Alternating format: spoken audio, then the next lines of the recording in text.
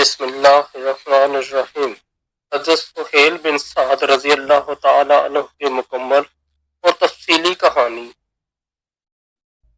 حضرت سہیل بن سعد ان جلیل قدر صحابہ کرام میں شامل ہیں جنہوں نے اپنی زندگی کا ہر لمحہ دین اسلام کے لیے وقف کیا۔ آپ کا اصل نام سہیل بن سعد السعدی تھا اور آپ مدینہ منورہ کے مشہور قبیلے خزرج کے خاندان بنو سعدہ سے تعلق رکھتے تھے۔ آپ کی زندگی کی مثالیں ہمیں دین کی خدمت، تقوی، عاجزی اور سادگی کا عملی نمونہ فراہم کرتی ہیں۔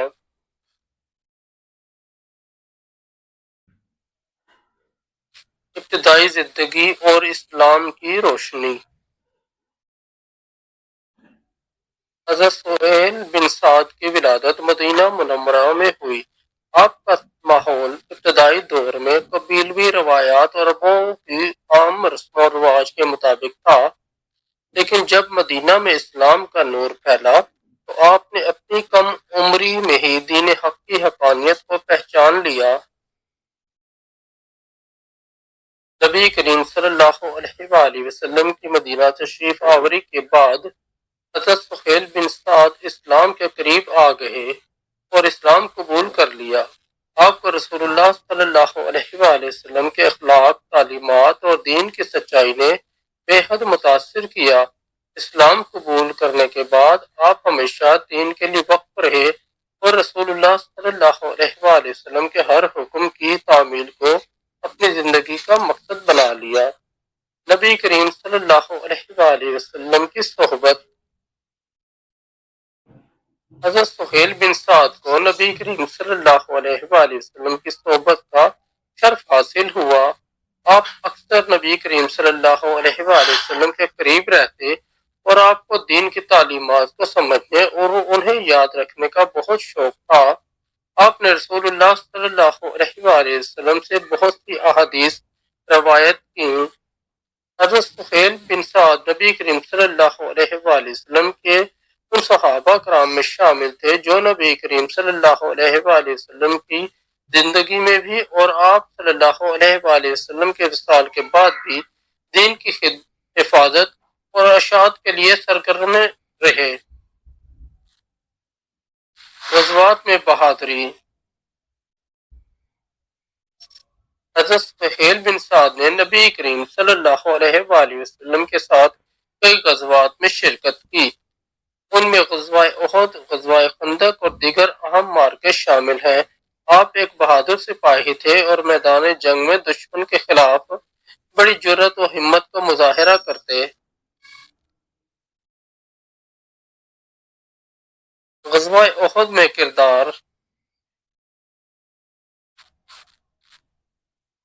غزوہ احد میں حضرت سہیل بن سعد نے ایک نمایاں کردار ادا کیا۔ آپ ان صحابہ کرام میں شامل تھے جنہوں نے نبی کریم صلی اللہ علیہ وآلہ وسلم کے ارد گرد رہتے ہوئے آپ صلی اللہ علیہ وآلہ وسلم کی حفاظت کی۔ غزوہ خندق۔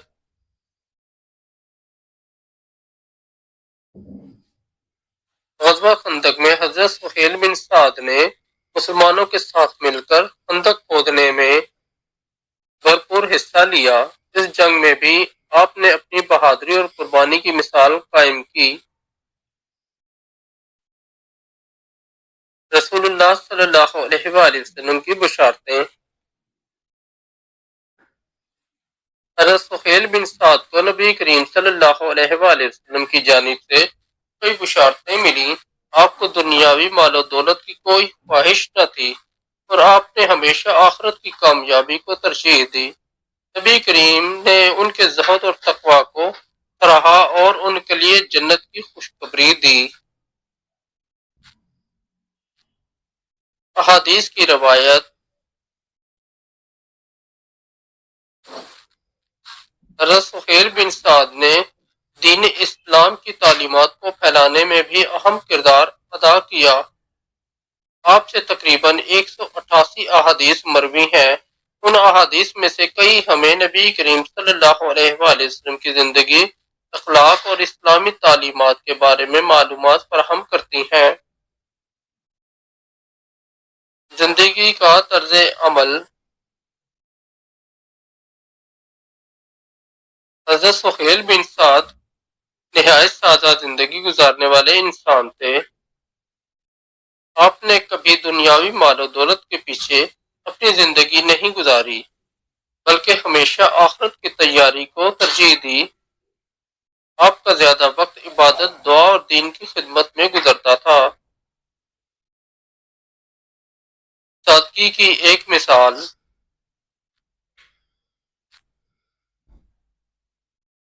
ایک موقع پر کسی نے آپ سے پوچھا کہ آپ کی روزی کیسے چلتی ہے، تو آپ نے فرمایا، میری روزی اللہ کے بھروسے پر ہے اور وہی میرے لیے کافی ہے۔ یہ الفاظ آپ کی اللہ پر توکل اور دنیاوی معاملات سے بے نیازی کو ظاہر کرتے ہیں۔ آخری ایام اور وفات، حضرت سہیل بن سعد نے طویل عمر پائی۔ آپ کا زیادہ وقت مدینہ میں گزرا اور ہمیشہ دین کی خدمت میں مشغول رہے۔ آپ کی وفات 88 ہجری میں ہوئی، جب آپ کی عمر تقریباً 91 سال تھی۔ آپ کو مدینہ منورہ کے قبرستان جنت البقیع میں دفن کیا گیا۔ آپ کی زندگی ہر مسلمان کے لیے ایک عظیم مثال ہے کہ کیسے دنیاوی خواہشات کو ترک کر کے آخرت کی کامیابی کے لیے جد و جہد کی جائے۔ اگر آپ کو ہماری اسٹوری اچھی لگی تو ہمارے چینل کو سبسکرائب کر دیں اور اس ویڈیو کو لائک اور اپنے دوستوں کے ساتھ شیئر کر دیں۔